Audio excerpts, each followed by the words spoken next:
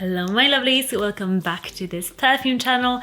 As always, this is the place where you'll get your fragrance fix for the day, and today I'm talking about fragrances that I wasn't impressed with at first, but I grew to absolutely love them. And because I've done a video of love at first sniff fragrances, I think it's only fair that I do this list as well, because I think with some fragrances it takes longer. It's not a wow at first, but it gets to a wow. Some no, some you just don't like, but some are just worth a second try. So let's start with the first one, and it is Hermes, the exclusive line, Set Some Back. This, I got like loads of samples of the exclusive line, and this one was kind of skipped. I was like, whatever. I loved Ambre Narguillo, Violet Volenka, Vetiver Tonka. Those three were my favorites. And I think that I just missed, like sometimes when you get so many samples, you just miss some fragrances because you're just kind of going quickly, okay, spray it on the scent strip. Okay, I don't like it, I won't give it more time. Whereas with this one, the more I smelt it, the more I tested it. This is my second sample of this. I just love it. I think it's just a very cedary jasmine with a bit of tuberose as well, and I love how it dries on the skin.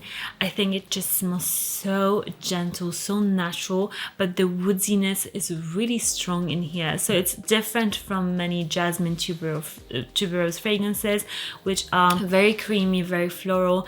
This is nice because it's almost like pencil shavings, and then you've got that jasmine, but it's a bit more radiant. It smells like the sun is shining on those plants, those flowers, and you're just sitting there, and it's much more of a natural experience, much more of a delicate, beautiful perfume. So I totally get the beautiful radiance of it. I think the first blast doesn't wow because everything has to like settle down properly, and it really just smells the best on the skin. So if you're like me, maybe skipped Set Some Back in the past and you like your jasmine fragrances, give it a try for sure because it's stunning.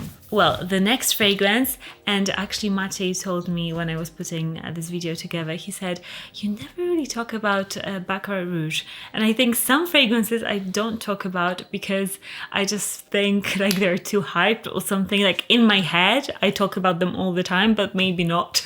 But with this one, with Backa Rouge, I actually heard a lot about Backa Rouge, and I went to smell it, and I remember my disappointment. I was like, what are these people talking about? And I think one of those things is that my expectations were too high, and also I just had a very bad experience the first time I wore it. I went into a store, sprayed it on myself to really experience it, the eau de parfum, not the extrait, and I went to this house that ended up being really smelly. So I could smell the bad smell and also the Backa Rouge, which was with me all day long, like really strong. So it just, for a while, I was like, no way, I hate it. And then I had to give it a second try, and I found that I actually prefer the extrait much more, and I like that brown sugar quality that it has, and I do enjoy it. I think this is a perfume that I think is so hyped that you can get disappointed when trying it for the first time, but it is a beautiful fragrance, and it's a fragrance that I wear maybe not that often anymore, just because so many people wear this or a dupe of it, and that kind of puts me off a little bit. But I still like how radiant and light it is, and it just shoots in the air and projects like not much else in my fragrance collection. So truly stunning fragrance. Next perfume is, for the longest time, actually the first kind of niche fragrance brand that I kind of went and tested it and like wrote down every single thought about the fragrance brand was Creed. Actually, this was at the beginning of my fragrance channel, my men's fragrance channel, and I just tested every single one, and then I went to the women's ones, and I remember testing them, being like so totally disappointed at that point. It was probably like 6 years ago, and then I got a sample set of again women's fragrances, and I just didn't like any of them. Then one day I became obsessed with this. This is the old bottle of Royal Princess Oud, but this fragrance is an absolute winner for me. It's so unique, so cool, and this fragrance got me into violet. Now I love violet in perfumes, and this is very heavy on the violets, and it's a fragrance I think not for everybody. This is a fragrance that you have to kind of try a lot of fragrances first, or maybe you've got a very specific taste, but you have to give it a chance. You have to apply it on your skin, you have to wear it. And this fragrance is very vegetal. It's bitter, I would say. It's fresh. It's supposed to smell like a royal in the color red, and I think it totally does. It smells royal, feminine, but super strong. Somebody that you don't mess with. And I think it's the violet in here that just is so bitter, so strong. It is a very specific fragrance. I now absolutely love it. I think it's phenomenal. But the first 2-3 times I tried this, I didn't like it at all. So this just goes to show you that we have to sometimes go back to some fragrances and we might love them, because I think our smell just changes as we live and our taste develops. Next fragrance, it is this baby, Pink Sugar by Aqualina. This is old and this is so potent. You don't need much of it. This fragrance I got because I remember Jeremy was so like hyping this fragrance.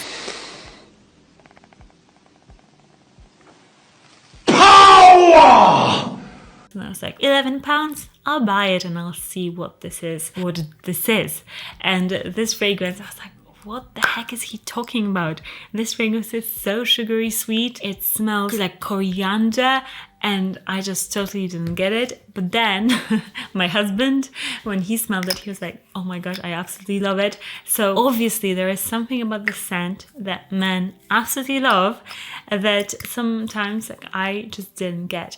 And now I've grown to like it, not maybe love it. This is a like, but only because of how my husband reacts to this. So this is something that I just appreciate, that okay, for my nose, maybe it's not my perfect fragrance, but some people absolutely love it, and I still recommend it because it does get amazing reactions. Next perfume that I thought it was, this one wasn't a hate in any way, but it was kind of a what? It was Kylie Vanilla 28. Remember again this was during my time where every single day on my lunch break I would go to smell fragrances, and this is one of those times that I smelled Vanilla 28. It just has come in as a new brand to Selfridges, and everybody was raving about the vanilla fragrance, and I was like, just simple vanilla. I wasn't impressed, and now I love it and I appreciate the beauty, the simplicity of it. I still think it's simple, so my first impression still, I think it was just what I think about this fragrance, but I love it. I think at the time I was just getting more into like really elaborate 1,000 notes fragrances. I just wanted a very complicated scent, whereas now I'm back to like appreciating the simple scent, because sometimes simplicity is genius. Next up, we've got Roja Risque Essence. This is a scent, again, changed bottles, so this goes to show why do brands just change bottles all the time? This fragrance, I remember that it was one of those that there are so many amazing ones in the line. 51, for example, I love that one, or Reckless. This one kind of, I was like, oh, it just smelled too mature at that time for me. I think this came out like 4 years ago, maybe 5 years ago.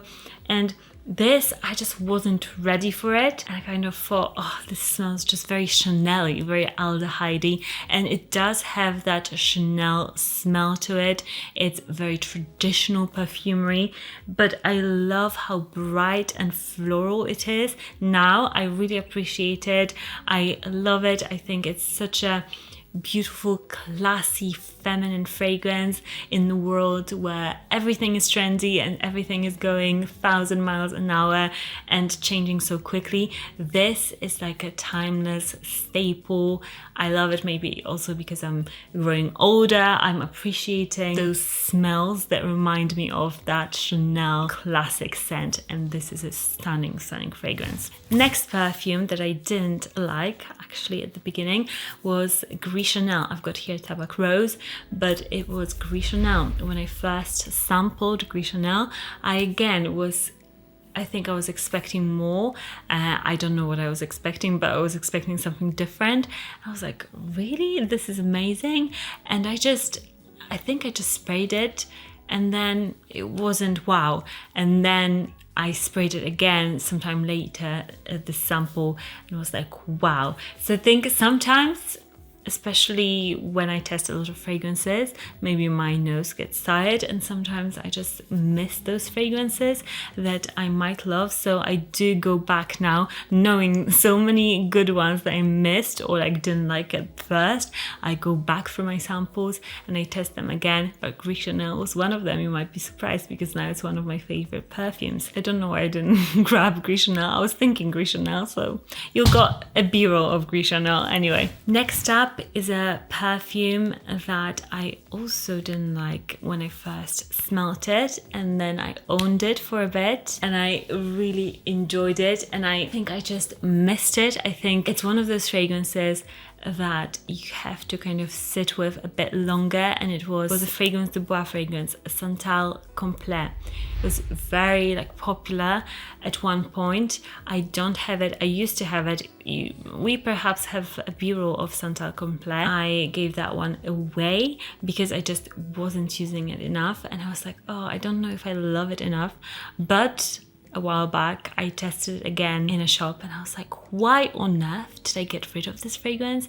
It's so good and I love it. And the first impression when I first sampled it, I didn't like it much. I thought it was too cold. It is a creamy sandalwood fragrance and a bit boozy, but I thought it was too cold. And then I started liking it even more, and then I just had so many other fragrances, so now I regret it. I think that's why I don't really get rid of that many fragrances now, because I just think I might be obsessed with that fragrance again in a while. So I really regret getting rid of that one. That is a beautiful fragrance, and I also loved layering it with other scents. And another scent that I didn't love when I first tested it over 10 years ago, it was Doucin from Diptique. This fragrance, I wasn't a huge fan of like big florals then, but I am now. This is a stunning, heady, white floral that just fills a room. It's so stunning. I'm so glad I own this. This is a perfect spring fragrance in my opinion. If you've tried this in the past, give it a go. Or maybe this video will encourage you to revisit some fragrances that maybe you didn't get the hype of years ago. Just give them a go, because I think sometimes we miss those fragrances. For me, it was also a lot of oud scents. I used to really dislike ouds, and now I don't love every single one, but I do have my ouds that I absolutely love. And this might surprise you, but at the beginning of my fragrance journey, I didn't like gourmand fragrances, which is crazy because now I absolutely love them. So if anything, let this video be a sign to you to give fragrances or notes that you didn't like in the past a chance, and I'll link all of these in the description for you so you can try them out. Any samples that I can find, I'll also link. Subscribe to my channel if you love fragrances, and I'll see you in the next one. Bye.